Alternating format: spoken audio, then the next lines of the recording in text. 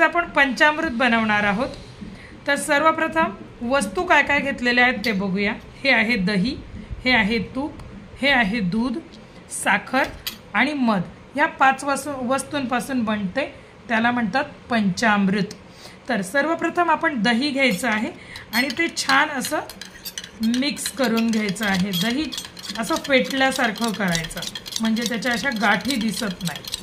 हां, दही फेटून झालं की मग त्यामध्ये आपल्याला घालायची आहे साखर, म्हणजे ती मिक्स होते।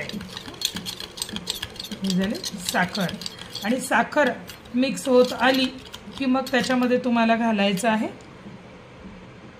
दूध।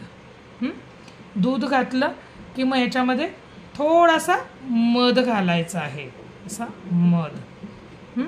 आणि सगळ्यात शेवटी घालायचं आहे आपल्याला तूप। सगळ्यात कमी घालायचं असतं तूप, हे घालायचं थोडं 2-3 थेंब तुपाचे। बाकी हे झालं। आता हे छान मस्त मिक्स करून घ्यायचं आहे।